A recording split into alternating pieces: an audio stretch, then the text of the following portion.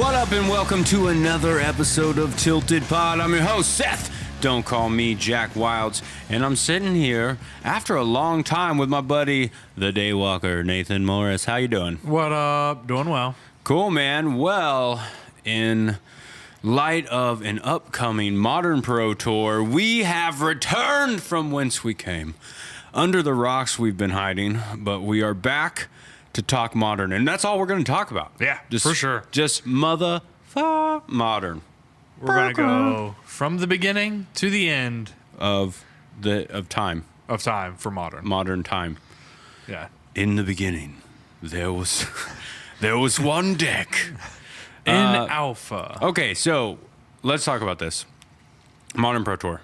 Are you flippin' pumped? Dude, I'm so pumped for the Modern Pro Tour. I love Modern Pro Tour. You know, and I feel bad for the pros because I totally understand. Pros don't really like playing Modern Pro Tours. Yeah. Why? Because decks are like kind of swingy. You never really know. I don't think that this is the format that rewards skill as much as, say, Standard does, actually. Because Standard, you actually can test. There's a smaller card pool, and the better player can usually win a match. There's not so many, like, lopsided matches, right? Yeah. Or everybody just plays Teamer Energy, you know, or would have played Teamer Energy, and everybody would have been fine, and, you know, and everybody would have had the same, right? Everybody would have had the same percentage points on whether or not they could win. But in Modern, we don't have that, right? We've got Affinity versus Valakut, or I don't know. We've got what are some of the most polarizing decks? We've got Burn versus Jeskai Control, or Burn versus Martyr. Yeah, I mean, you can't. There's just sometimes you just can't. Yeah, you can't win. Like Jund versus Tron. I think that's a classic. Yeah, one. Jund versus Tron, or even Jund versus Abzan. Can Jund ever actually beat Abzan? I feel like Abzan just beats it up all the time. One Lingering Souls is awful. Two Lingering Souls. Right. So I can understand the pros, you know, hesitance towards like being excited about this, since they know that no matter how hard and I wonder what testing is like for something like this. I bet all testing goes to limited. Yeah. I bet they're like, okay, we have a deck that we like to play in Modern, and we're going to talk about what we think certain pros will be playing, and we're going to talk about some, like, I think we're going to throw out some guesses into who's going to be playing what, why, and how far we think they're going to go. Yeah. But in my opinion, all the pros are going to be coming down hard, not on Modern testing, but they're going to be coming real hard on that limited format testing. Yeah. Because that's what you need, right? You got to get those 3 wins at the beginning. I think so, yeah. I mean, it just becomes so much more important at the Pro Tour level to know the cards in the format rather than testing Modern decks against your awful matchups. Because I feel like that's just banging your head off the wall. Right. I think you just got to hope that you get paired up. And to be completely honest, I think that you gotta come with a degenerate deck. Yeah. The people who are coming with decks that are like, oh, this is a completely 50-50 deck. Nah, it's not happening. Reed Duke will not play Jund at this Pro Tour. I promise you. Yeah, it's going to be like Reed Duke on Boggles. Yeah. And you're like, where does that come from? Reed, what are you doing to me, buddy? And then he'll top 8. Well, so, like we start out most podcasts, we're going to give you a little bit of back history into where we've been for the past 6 weeks. Nate, I'm going to let you start off. What have you been doing? Tell me what you've been doing. Magic. Tell me if you want to tell anybody personal, anything. Just get anything you want off your chest, and what have we been up to? Open platform. Yay. Well, I'm going to get on my let's talk about Magic first. So cool. I've officially given up on Sun and Moon. I'm off it. This has only taken a year of being on the podcast. Yeah, I know, right? A year before on the pod. You said I've officially given up. Finally done it. I built Jeskai Control, and you know what the best deck in Modern is right now? The most played deck? Jeskai Control. So I feel like it's in a good spot. Most played doesn't mean best, but yes. I'm on the Nick Lich deck. So I'm not on the Spellquellers, Guy Saint Traff, Vendilion Click. I'm on the 3 Snapcasters and a Gear Hulk and a Sphinx's Revelation. Yeah, it's amazing. Oh, I hate that deck. I Sphinxed for the other day for 8. My opponent scooped. Yeah. Is your opponent sphincter? Oh, when yeah, you he sphinxed, went. Yeah, got he actually all tight. He had to read the card and go, "What does that do?" Because he was like, "What? Who the hell were you playing against?" Yeah, it was bad. He was a 7-year-old. Let's not talk about it. I found him on the streets. I was like a Okay. chess kid. All right, good. Yeah, I gave him the other deck too. He was playing, standard. But anyway, I've been playing a lot You're of so control. mean. I know. I've been playing a lot of Jeskai control. I've been trying to test it against decks that I think are bad. I think the deck has a bad matchup against. I've played against Storm. That matchup is really hard.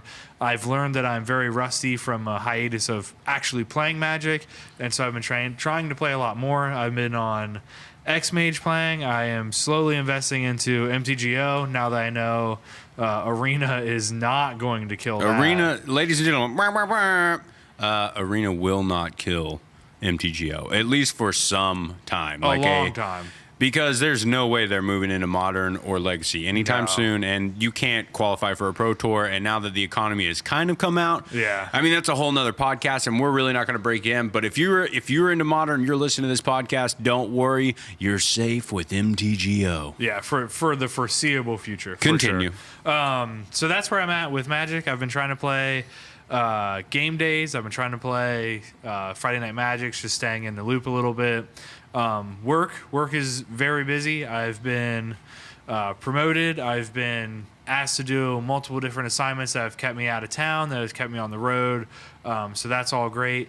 My live-in girlfriend and I broke up after 4 years, so I went through that. We're going grieving- deep on this we're pod. I doing- did not expect you to say this, Yeah, but okay. we grieved for a little bit after that. We were both just going separate ways in life, and I think that sometimes things happen for a reason.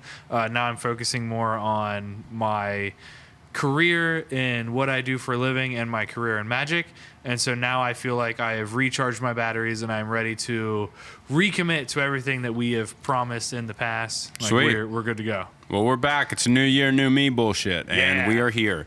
I have been playing a ton of Magic. Oh, A lot of Magic. I'm going to interrupt you one more Yeah. time. I've also lost 32 pounds. Congrats, dude. Yeah, Woo! we started a weight loss journey a long time ago. We talked about it on the pod. I've lost like 7. I think we're in the same boat.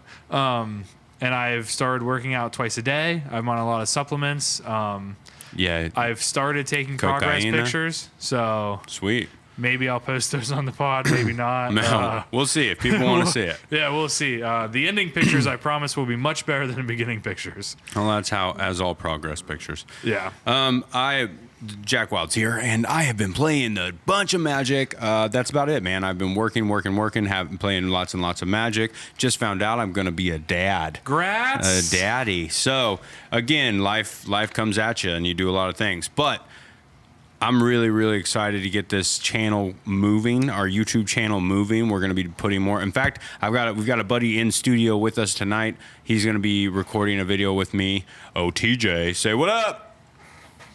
He doesn't talk. didn't talk. Then no one believes that you're here now. Yeah, he's a mute. So they'll see on the video, but I'm going to play a lot. I've been playing a ton of Eldrazi. I've just kind of committed that I will be the Eldrazi guy. There you like go. All eventually right. somebody will go, that dude fucking knows Eldrazi. Yeah. And I'm waiting. I'm constantly getting second at FNMs because I'm a BA. And playing a lot of competitive leagues, both Legacy and Modern online, and going 3 and 2 and 4 and 1. I just can't get that number 1 spot, dude. Well, I mean, the last FNM you're at, you played the Eldrazi mirror, right?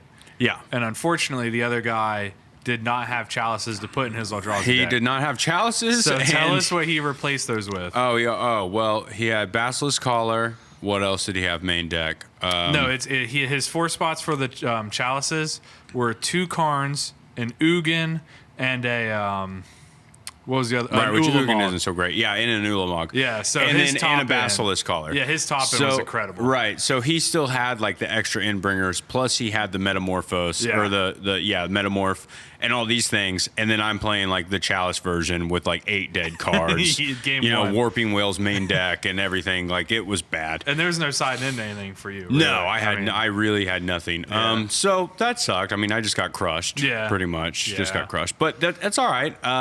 the deck. Eldrazi Tron is a crazy deck. It is so bad against the other big mana decks in the format. It blows my mind. Like, it's awful against Scapeshift.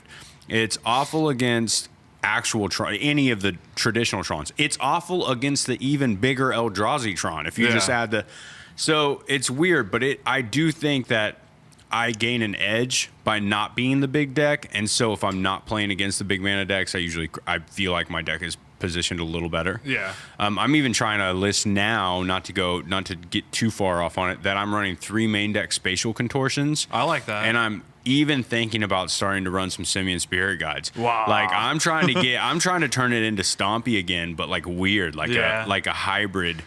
I'm on board with the contortions. Okay, the Simian Spirit Guides are in testing right now. They're in the beta. Okay. And I don't think it's going to go through. Okay. I'm pretty sure it's going to be 2 Warping Whales, 3 Spatial Contortions. Okay. And no longer playing Mind Stones.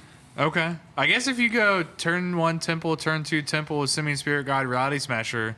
Yeah, I mean, sure. That's to be completely honest, though. I'll never end up playing the Simian Spirit Guides in a real tournament. Okay. All right, but taking out the Mind Stones, I think, is kind of an interesting choice. Yeah. People have been playing with and without them for a long time. Mm-hmm. You know, I think it's kind of set in stone that you want to play them. Yeah. And I'm like, wait, sometimes you got to kill your idols and just see if something else will work. And I like having that either extra damage. It's crazy how much extra damage that is. Or I like kind of having that for sure kill spell on 2. Yeah. Yeah. I don't know. It's an interesting try. So far I have not lost a game or lost a match since I've been playing it, except for a match where I ghost quartered my own land against Tron instead of turning their land off. But anyways, I digress. Let's talk about this freaking Pro Tour, dude. Yeah. All right. Pro Tour. So first off, we're going to talk about the modern metagame in a whole. Okay. Going into this Pro Tour, you need to know that according to MTG Goldfish and the limited amount of data we have based on MTGO results, or Magic the Gathering Online, and based on paper tournaments that get reported, here's our modern metagame breakdown. Jeskai Control was 7.42% of the meta. Does that feel realistic to you? No. No, no, it doesn't. We play in a pretty small shop. TJ, consult TJ. Does that feel realistic to you online? No, he's a mute. No, he says no. I think it feels realistic a little bit. I'll give it a little bit. I just feel like the same people who have been playing Jeskai for a long time are always putting up results, and MTG Goldfish is a results kind of oriented website, and so you have these people who just play and play and play and play, and they always do well. They're always getting. There are a lot of people who love this deck and have never put it down, and they're finally showing up. Yes, and I will say that this deck is hard to play. It's harder to play than a lot of decks that you can just pick up. It's not like Grixis Death Shadow hard to play, but I think it's in the same realm. Within any control deck, there are a lot of decisions. Inherently, you have to know the format to play decks like this. Yeah. So, yes, it is more difficult for somebody who's breaking into the format than... And so I think that for any of the newer players of Modern, or even the casual players of Modern, or moderate players of Modern, I think they stray away from the control builds of Magic. Right. And I think the tempo version Actually, you know what? I find new players wanting to play control a lot, too, though. Yeah, it's I mean, weird. That's true, they but they really normally want to play control because you have catch-all answers like Supreme Verdicts and things like that, where they're like, "Oh, cool, I just win now." I But also think that, I don't think they play it well. I'm just saying I find it. Yeah, I think they find it appealing. Yeah. I think this one is. I think MTG Goldfish is also rolling up Jeskai Control with Jeskai Tempo. Right, and they are similar. I mean, one they have much different end games, but they are. I mean, the cards are essentially the same. I mean. Kinda. They're within 10 cards. 10 cards is stretching it. Okay. I mean, well, either way, you know what I mean. They're essentially. We digress. Okay, yeah. but so coming in second place, it's often in this place. Affinity. If you watch my YouTube video about the top 5 cards in Modern, I 100% think that Mox Opal is the best card in Modern. Almost like it is so badass whenever you have it in the right deck. And Affinity, it's literally the reason Affinity is still Arcbound Ravager and Mox Opal are why you can play this deck, because you get a Mox and no one else does. Yeah. The fact that your turn 1 lets you put down 4 cards and a 2-drop is just it's unbelievable. so sick. Yeah. So there's been some cool changes to Affinity, right? There's been a lot of Affinity decks. We've got Tabergen's Pieter Tabergen. Pieter is all about some Thoughtcast, right? He's a big proponent of Thoughtcast. Playing Island in the main deck, just 2 Galvanic Blasts, playing some Welding Jars. That's kind of one style of Affinity that's become really popular. There is another style of Affinity that is starting to become more and more popular, and I'm trying out right now, and that is the just to the dome Affinity with Bomat Couriers, right? So then there's like regular Affinity where you just have 4 Blast, you know? Then there's even the most extreme red, which is like Bomat Couriers, none of the 2-drops besides Arcbound Ravager, and Shrapnel Blast, and you just go like smash, you know, like it's all fire. I really like that. I also really like the. I like either way. I can see the deck going either way. And I like some of the black that Affinity's been smashing. You know what I mean? Like at the Columbus Open, a guy had a Bitter Blossom in his sideboard with 3 Thoughtseize. I've seen some Bitter Blossoms in sideboards. I'm not opposed to it. Thoughtseize is pretty big in the sideboard of like, but as a main deck splash, it's kind of they're divided. It's either your Thoughtcast or Galvanic Blast. Yeah. And now that some people are even stretching out to Shrapnel Blast, like why not? I agree. You know, it does so much damage. So Affinity. Okay, does this feel like 7% of the meta to you? I think 100%. 100%. It feels like everybody and their mom plays Affinity. Yeah. TJ, can you confer MTGO? And their Affinity. Mom. No, he doesn't think it feels like 7% of the meta. Oof. You don't play against it that much? I play against it all the time online. Okay, so we got some conflicting results here, but Affinity I think is a good choice. At the Pro Tour, I think Affinity will be played. It is one of the best linear aggro decks in the format. And I think Affinity has a lot of lines that people don't see. So I think skilled players... I think skilled players make it much better. Yeah, when you're playing a skilled player playing Affinity, you are in a much different boat. Here's the problem, though, with the Pro Tour. You have to assume that your opponent is also skilled. Yes. You're at the Pro Tour. Yeah. Now, it's not just that you need to be skilled with Affinity. They need to not understand what's happening. Correct. That's where I think most Affinity players win matches is by their opponent not understanding the interactions and when is the right time on the stack to kill something. Yeah. Arcbound Ravager is a tricky card. Yeah, for sure. All right, Grixis Death Shot, number 3. What do you think about this? It's 6% of the, almost 7% of the meta. I mean, I think it's been one of the most consistent, best decks that Modern has seen in a while. Yeah, I I think it might be the new Affinity style. Like it's always going to be there. Yeah, I know that some builds have taken Tasigur down to 1. Some have taken him to 0. Some left him at 2. They're just going with Big Fish. I don't know how I feel about that, so to say, but I think the deck is always going to be good. The sideboard, I think, is where you get the most play with, and so I like that. It's just, I feel like it just has a okay matchup against everything. You know what I mean? I think There's it is no like kind of the bad new Jund. matchup. Yeah. It's kind of the new Jund. I think this is, again, the closest to a Legacy deck you could play a Modern. Yeah. And I think there will be plenty of pros who like the playability of this deck. This is your 50% deck. It is no longer Jund. This is the deck that you... so there's Jessups. They came out with this new version, and I mean, they didn't come out with it, but they got 3rd place at the Dallas Open in the team constructed event, and they were playing 4 Gurmag Anglers, 4 Stubborn Denials, 4 Ops, and 2 Dismembers, 2 Teamer Battle Ridges main. So they were like all on that 4-4-4-4 plan. Really wild. Just saying, like, forget Tasigur, let's just play Fish. I think it's pretty crazy. Yeah. But I do love that Young Pyromancer's become a big part of the sideboard. Yeah. And I think Opt is really good for that. And Snapcaster Opt is really good. I think the no Culligans in the main is kind of... it's wild, but at the same time, like... puts you dead to a couple things. It does, but there's so many combo decks in the format now that you just gotta get them. All right, so number 4 on the list in the metagame breakdown is Tron. This is green-black Tron, mono-green Tron. This is just Tron in general. This isn't a specific Tron. Not Eldrazi Tron, but Tron. Not Eldrazi. Yes, that is correct. Okay, so Tron. This is... I'm going to call Seth Manfield playing Tron. I'm going to call him top 8ing. What, with Tron? Yeah. I think Seth Manfield will play that. Tron. I think it's either Tron or Burn, and I think he's going to go Tron based on the fact that the last what did he play Tron? What GP was that he crushed with Tron? I don't remember. And he just picked it up too. Yeah. He was just like, "Yeah, I just decided to play Tron this GP and just ran through the whole tournament." Yeah. I think the deck is extremely good.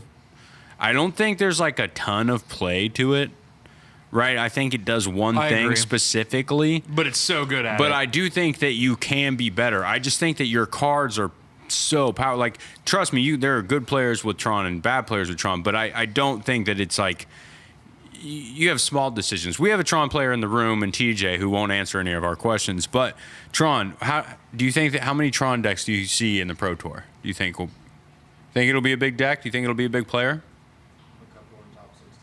Couple in the top 16. I like that. I mean, I kind of agree with that. I honestly could see a green-black list and a mono-green list both in the top 16. Yeah, and I don't even care which versions they are, but I guarantee you we will see Tron. Now, I do not think we will see Eldrazi Tron in the top 16 at the Pro Tour.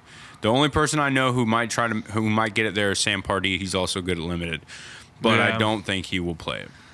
Yeah, I mean, yeah, probably right. But, okay, anyway, so Tron, everybody knows what Tron does. Wormcoil's really good. Karn's really good. Ugin's good. All these things are good. It's just a deck built on making 7 mana on turn 3. Mm-hmm. I mean, it's just what it does. Mm-hmm. And if you get that, sometimes it's really hard to lose. I think that Tron, if they can avoid the Storm decks, I feel like they have a really good shot of winning. You know what I mean? Like, I could even see Tron winning the Pro Tour if they just dodge the Storm deck. Like, I think they have enough play against Scapeshift. I think they have enough play against all of the smaller decks. Yeah. They just have to avoid Storm and Affinity, I feel like. With Infect no longer in the format, as a sure. player, I think Tron is a better deck, right? At the Yeah. Pro Tour, I don't think there's going to be many Infect players. Yeah. All right, so moving on, we are at Burn. Burn is a deck that I can see people playing because some people just are like, whatever, I'm just going to burn you, dude. Yeah. And Burn has been on this meteoric rise as of late. Yeah. Like, why has it become such a big, again, almost 7% of the meta? Why is this deck jumping? They essentially have got nothing new. Do you guys have any insight into why you think this deck is all of a sudden becoming popular again? Is it the uptick in humans? Is it... I think it's a multitude of things. I think it's the uptick in humans. I think it's the uptick in Storm. I mean, because an Eidolon against Storm has got to be the worst feeling in the world game 1. I can't imagine anything worse. The uptick in Scapeshift. I know Burn has decent play against Scapeshift. Sometimes they have Courser Crucifix or Obstinate Baloth, something to gain a little bit of life, but they can kind of play around that. So I think the fact that all of the harder decks for for Burn to take care of are on the downside, that Burn is now on the upslide. And I think that that's pretty good for them. I will say that Burn, like Affinity, is much better in a skilled player's hands because they just see lines that you don't normally see. Right. They're not just going to go main phase bolt all the time. Unless it's needed. I mean, yeah, sure. We've had players in our meta who just, main phase Skullcrack you for no reason. Yeah, that's the best. I forget about that. Yeah, Skullcrack. That's okay, though. They're learning. They're learning. So, Burn, I do think that we will see Burn at the Pro Tour. Definitely think it'll be. I think it'll be there. I think we will see it on camera. It won't top 8 though. I'm saying it'll top 16. It won't top 8. Okay, I feel you. Humans. Is humans the real deal? Yes, it is. Is humans good enough as a linear aggro deck to make top 8 of the Pro Tour? I'll say yes because of one card that they run in their deck. Aether Vial? Meddling Mage. I was like, wait, Aether Vial's the best. No. Meddling Mage is good. Makes that deck happen. Well, now they're only running 3 copies of it for the most part because they're running also like 4 copies of Phantasmal Image. Yes. They've really gone You up got with like the so many humans in this deck. It's ridiculous. 37 creatures in the average human deck, 4 Aether Vials, and then lands. That's it. Just Just all creatures. But I think we've seen really how good some of these creatures can be against certain decks. I mean, well, none of these creatures do nothing. I mean, that's true. Yeah, but like Meddling Mage against Storm is just so good. Kitesail Freebooter is just good against literally every deck in the format. I mean, because you're always looking to take a kill spell. You land a Kitesail, and then next turn you're swinging in with a Manus, vialing in something gross. You know, like there's just so many avenues to go down with this deck, but it also beats itself because none of these creatures can stand on their own. No, and I found whenever they run out of, if you can weather the storm and kind of push back that first wave of humans, you almost always win. Yeah. They don't have a late game, I feel like, at all. Yeah. Right? It's just they don't have a way to draw cards. They can draw Manus Riders. If they can get you low enough, they can kind of hit you down. But you have to weather that first storm. So they're going to come at you with a lot right at the beginning. And if you can survive, you're probably good. I have not lost to them yet with Eldrazi Tron. I haven't lost with Jeskai Control either. Yeah, it doesn't. I mean, if you can pick off the things at the right time. Yeah. I don't see this as a Pro Tour deck. No. I see it as, I think it's a great deck, and I do think it's extremely powerful, but I see it as a deck that isn't powerful enough to really get through all of the other decks. I just don't. I don't see. Like, I don't think a pro wants to go in and be like, God, I hope they don't have a bunch of bolts in their hand. Yeah, Like, I think a pro wants to be like, I got a bunch of bolts in my hand. Yeah, I hope they're playing humans. I think humans and Merfolk are like the two decks that I put on the not great at the Pro Tour list right now. Yeah, I don't see these beatdown decks. I think if you're going to play a beatdown deck, you're going to play Affinity. Yeah, and because Affinity is more than just a beatdown deck. Yeah. Coming up next is 4% of the meta is Eldrazi Tron, and there are a couple versions of Eldrazi Tron like we've been talking about. There are the versions that have Worm Coils and Ulamogs and Karns, and they're kind of the hybrid. Or there are the versions that are just like 4 Endbringers, a couple more removal spells, and like Warping Whales. But we all play 4 Walking Ballistas, and we play 4 Thought-Knot Seers and Reality Smashers. I think this deck is really good. But again, this is one of those decks I just don't know if I see it as a Pro Tour deck. If I was a betting man, though, and I'll make a bet, that I think if we do see Eldrazi Tron in like the top 16, it's going to be from Sam Pardee. Yeah. And I think it'll be his 4 Endbringer version. Mm-hmm. But I think there'll be some sort of there'll be a bit of spice. But then again, see, part of me wants to go against that because some pros aren't going to want to play the modern deck that they're associated with. Like, we know we're almost certain that Sam Black is going to play Lantern Control. Almost right? certain, yeah. And I feel like we're almost certain that Seth Manfield is going to either play Burn or Tron. Yep. And I'm kind of leaning towards Tron from his last outgo. Mm-hmm. Sam Pardee at this point is pretty known for innovating Eldrazi Tron a little bit. Well, I think he played in the mocks 3 weeks ago and got 8th, I think. With Eldrazi Tron? With Eldrazi Tron, yeah. And then he also played in that team GP and top 8'd with Eldrazi Tron. I mean, I think he's starting to become known for this deck, because he switched it from what other people were doing, Todd Stevens and stuff. What other pros? We're pretty sure John Finkel's going to play Storm. Yeah, right, because that's what Johnny Magic does. He plays Storm. He loves Storm. Yeah, same with Caleb. Yeah, Caleb Schur, and who is playing in this Pro Tour. We're almost positive he's going to be playing Storm. But what is like? So I remember when Joe Lossett went into. Remember when SCG had the 50K tournament, the Players Championship tournament? Yeah, I kind of wish they didn't stop doing that. But he went in, and everyone knows that he is known. Joe Lossett known for miracles in Legacy. Well, he went to this 50K tournament, and I mean, I guess it makes more sense because it's a smaller tournament than the Pro Tour, but he decided to play Reanimator instead of Miracles. So people would not, so he could catch people off guard. Yeah. Like, everyone was prepared for him bringing Miracles, and he brought Reanimator instead, thinking no one else was going to do that. Do you think there's any pros is it worth it, even in this format, to try to do a little oop? And, no, I don't think so. No. Not in Modern. I think you're probably right. The matches are so the match percentage and the tournament is probably big enough that there's no, you're not like worried. But do you want to be the guy known like, okay, I know this dude's playing this deck? Kinda. Yeah. Yeah. I mean, I think it influences mulligans. I think it influences a lot. So if you're willing to mulligan based on the fact you know what I'm playing, sure. Right. You know. All right, so we've got a couple other decks to talk about.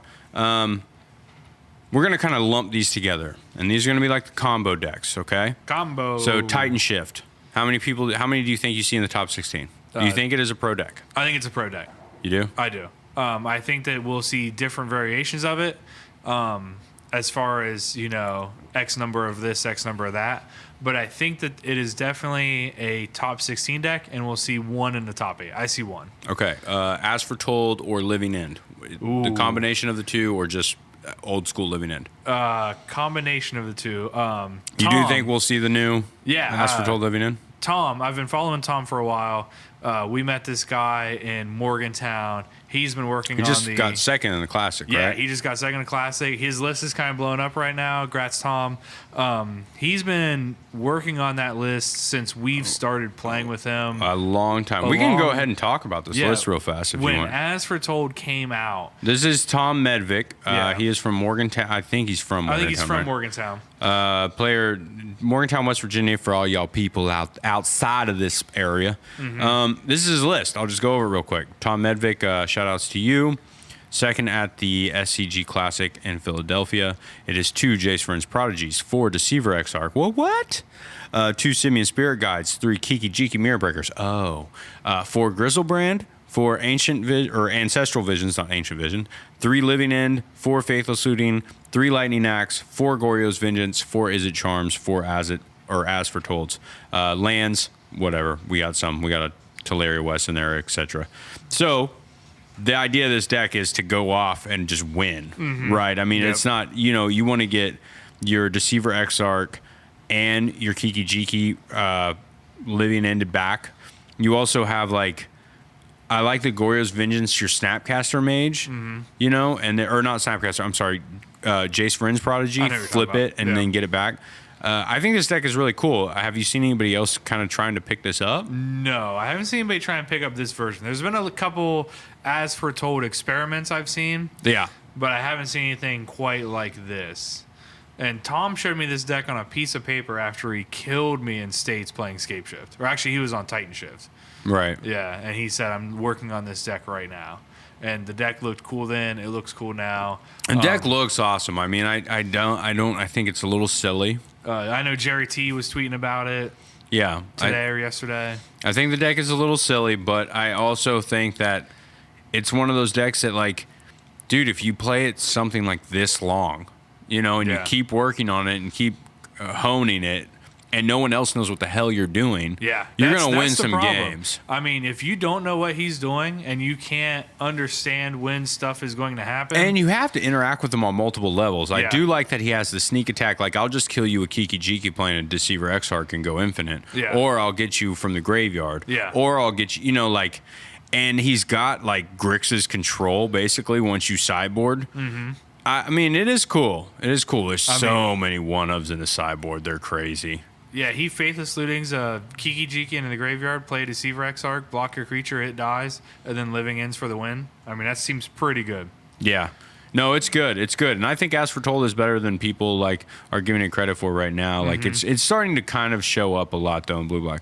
So you do think that we might see an As Foretold list? I or think, a Living End or a traditional Living End? Yeah, I think Living End will be there for sure. I'm not sure we'll see an As Foretold list, but I think Living End is one of those sneaky decks like Boggles where you can see it kind of making waves but not getting all the way to the end. What about Dredge? It depends on whether or not Tom Ross. I can't think of his name right now. Hundreds? Ross Merriam. It depends on if Ross Merriam's He's there. on the Pro Tour. Okay, yeah. Then I don't think he made Pro Tour this year. I don't think we'll see Dredge. What about this Mardu Pyromancer deck that has been popping up everywhere? I want to see that at the Pro Tour. You do want to see it? I want to see it. I don't think it's quite good enough. I don't know if it's good enough. I like the combination that it's trying to bring to the table, and so I like that. I want to see it do well. How many copies of Storm will be in the top 16? Top 16, 5. Woo! That is hot right there. That is a Bold statement. 5 Storm copies decks. of Storm. Yeah. I hear. All right. Caleb will be in the top 8. Here's what? You think Caleb Sure be in the top 8? Top 8 for sure. I don't think so. Yeah. I don't think so for a couple of reasons. Not because he's not good at Storm. He's really, really great at Storm. But I don't know how much this is not his first Pro Tour, but his second. Second. And he wasn't even able to go to his first Pro Tour. Yeah. Right? Yeah. And I think it's a different stage. I am rooting for him but I think limited is a big deal. Yeah, and maybe. So to make top 8, you got to have a good limited record, or you're just out of it. Yeah. But I do wish him the best. And also, I think the fact that everyone knows he's on Storm is, I don't think that's a great thing, right? Yeah. So we'll see. What about Blue Red Breach? What do you think? No. No, nothing. If you're playing, I think if someone's playing Blue Red Breach, they make it to the Pro Tour. I think you just go into Jeskai Control. Right. I can think see you that. just port over to that. Lantern Control, top 8.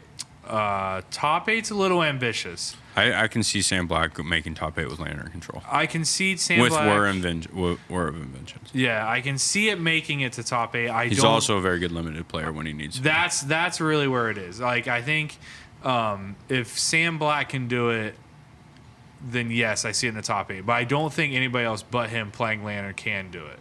It's just such a hard deck to play through, and you really have to know the deck extremely well to play fast, to not get caught. It's the type of deck that pros like, though. It is. I'm also on the ban it list for Lantern Control. What do you ban, though? I don't know what you ban from that deck. Honestly. Lantern of Insight?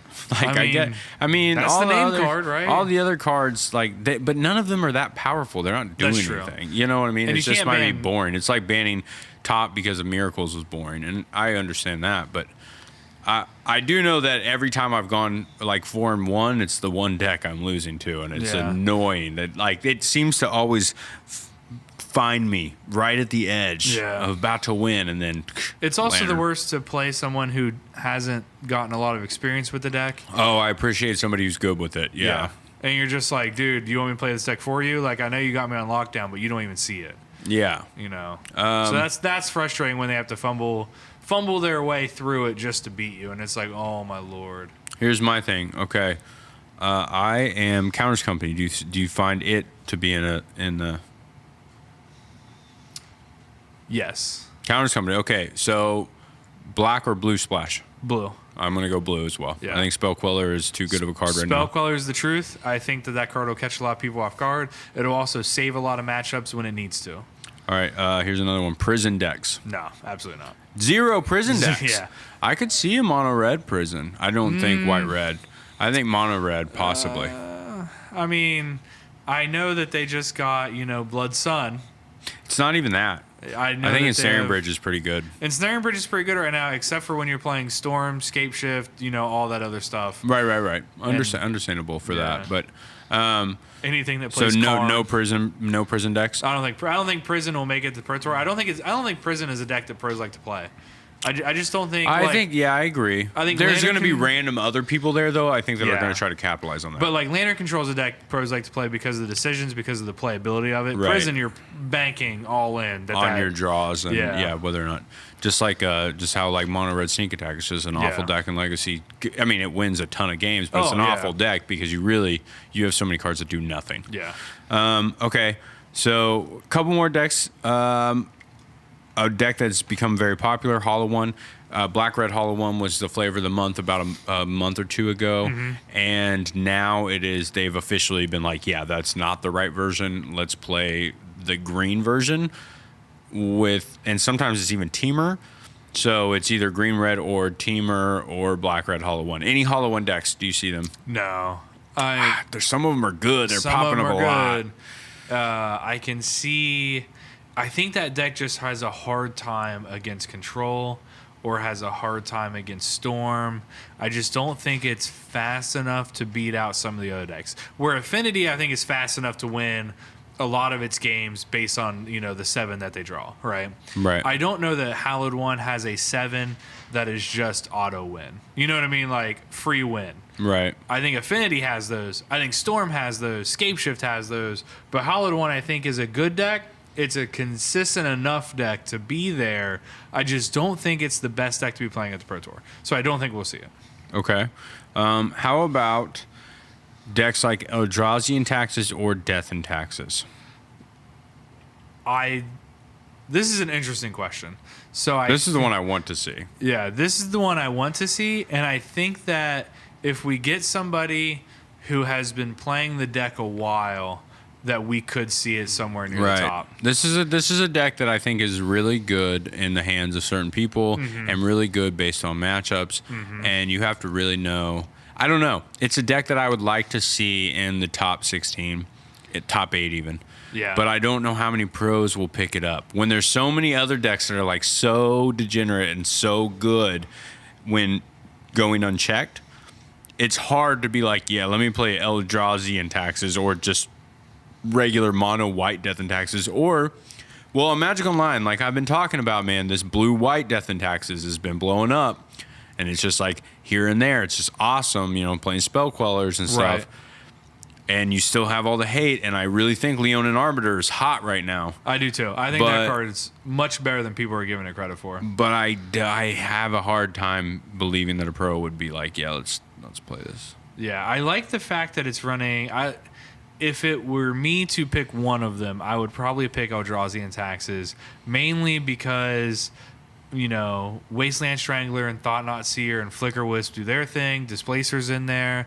You also get Thalia. You have Tideholler Scholar in there somewhere. You have a bunch of Disruption, and then Arbiter's real good, and I feel like your clock's there. You have a sick amount of play. Yeah. It is the most frustrating deck, though, when you're playing it and just losing with it. It's really hard it's hard to deal with it. It's it feels like you run out of things to, like you have so much play and so many tricks, but then when you're behind, it feels like you're so behind in that deck. And I feel like, but the Taxes deck do get some of the best sideboard cards in the format. Well, any white deck. Yeah, I mean, Stony Silence.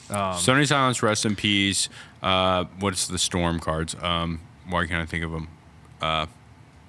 Mirror Crusader, great against. Aven Mind Sensor's in there. Aven Mind Sensor. What is the Storm? Can't play more than one spell per turn. Rule of Law and Spirit of Labyrinth? Yeah. No, Spirit of Labyrinth, you can't draw more than one card. Yeah, that's the good one. No. What's the Storm? You can't cast more than one non-artifact. Eidolon of Rhetoric? Yeah, Eidolon of Rhetoric. Yeah. So, yeah, Eidolon of Rhetoric. So, yeah, I don't know. I think white does have the best sideboard cards. Yeah. Do you think that we will see Jund, Abzan, or any other form of mid-range, classic mid-range strategy? Ooh, man. I mean, Jund is really behind the 8-ball in the format right now. We are so fast and modern that Tarmogoyf isn't good. And that's really hard to say. Yeah, man, I wish I would have waited even longer to buy Tarmogoyf. It took me forever, but now I really wish I would have just held off. Yeah, Tarmogoyf isn't good. He's bad in all formats right now. Yeah, so I don't think Jund's it. Abzan can ride a couple cards to the top, but it'd be hard. I just don't see Abzan doing it either. You know what I mean? I just don't think mid-range is in a good spot. Yeah, I can't think of a single mid-range deck that I would really back to go high in the tournament. I mean, I like the new Tamir mid-range deck. I think that deck's cool. Playing Huntmaster and stuff like that. But I don't think it's good enough to be. I don't think it's good enough to do that either. Yeah, I don't see any mid-range decks. All right, let's play a little bit of a game. Pro Tour Hunt game. By the way, we are putting out YouTube videos every week. Just a little note. We are giving out packs to new subscribers on YouTube. If you haven't subscribed to us on YouTube, jump on, subscribe to us. If you also would like to be entered to win packs, 4 packs a week, get on iTunes, give us a review, follow, like, subscribe, do whatever you can to help the show. Like I said, we've been trying to make content. The podcast has been a little bit stagnant, but the video content has been coming out. So do what you can to support, and we really appreciate it. Hopefully we'll actually even get some merch soon. BCW Supplies, we'd like to thank them because they have sent us stuff, and all their stuff is pretty fire. In fact, we are on a table full of BCW mats, those mono black mats. I love them. They're fire. Yeah, They're I'm really gonna steal awesome. this green one sometime. Yeah. We'll see about that. But we're gonna play a little game, and we've kind of been playing the game the whole time. We're gonna say, but TJ's gonna come in and on this game and mention what he thinks. We're gonna go with.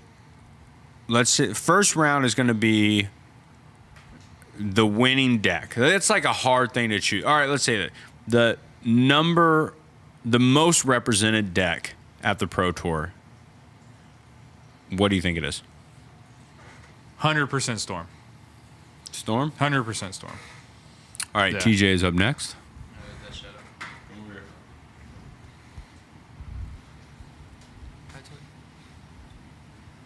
He's shy. Death Shadow. It was like a fucking whisper. You can not hear TJ because he's a little wiener man. We made him up. Grix's Death Shadow is what TJ said, in case you did not hear, because no one did, because he's a figment of my imagination. I think, all right, Grix's Death Shadow is number one. I think the number one deck, oh man, Grix's Death Shadow is a pretty good call. Number one deck in the Pro Tour, though. Number one represented deck. I'm going to go Affinity. I like that. I like Affinity. It probably isn't, but I'm going to go with Affinity because I feel like Affinity and a Burn. lot of people like that deck. Yeah. And there are going to be quite a few people there that are just like, this deck is fast and hard to beat. Yeah. It also has like the worst matchup post sideboard, but it might be the number one game one deck. Yeah. I think all of them. I think we're all smart. We're all right. smart people. Two, let's just go ahead and pick who we think is going to win the Pro Tour. You got a pro in mind that you think is going to win? I mean, I'm going to ride the Storm train all the way to first place, and Caleb gets his win. Okay. I think You that's got the best. no pro pick? I'm going Seth Manfield. Yeah. He's been on a tear. He is doing well. I just can't. I mean, maybe it's time his tear ends, but I'm just gonna go Seth Manfield. What do you think about Sean McLaren, though, dude? Your boy. I really Jessica hope. controls back, and Sean Yeah. McLaren is kind of the dude. Yeah. I think Jessica Control will show up, but man, that deck has a lot of trouble against some other decks. And I think Todd Stevens is going to get first place. Todd Stevens? Yeah. But he's not playing. No, he's still going to get first. Okay, in your heart? Yeah. I mean, he's already got first. You're so weird. I'm giving him the trophy right Speaking of Todd Stevens, he is on the BCW team, and Nate just loves it that we're even affiliated with him at all. now. Dude, yeah. I mean, it's like me and Todd Stevens are brothers now. Yeah, you should try getting a hold of him. No, hard pass. He could probably come on the podcast if we asked. No, I've said some weird things about him. Yeah, you have. Yeah. That's true. But, yeah. But I think that's pretty much it for this week, man. What do we have to look forward to? We got the Pro Tour coming up. After that, we've got a modern GP, Indianapolis. Yep. We're going to try and send some people there. I'm going to try and go to that. I will not be at that. My band is playing. My album comes out. We will be. Also, my band's album is coming out. It'll be on Spotify and iTunes. And if you are a listener of the show and you want it, just let me know and I will send it to you. Snap. It's pretty cool. Perks of being a fan. Yeah. But again, we are giving away packs. I'm going to, on the video tonight, we are going to announce last week's winner for packs on the old YouTubes, as my grandma says. The YouTubes. But, all right, thanks again. And I'm Seth. Don't call me Jack Wilds. This is Nate Daywalker Morris. We're Tilted Pod, and we out. Ciao.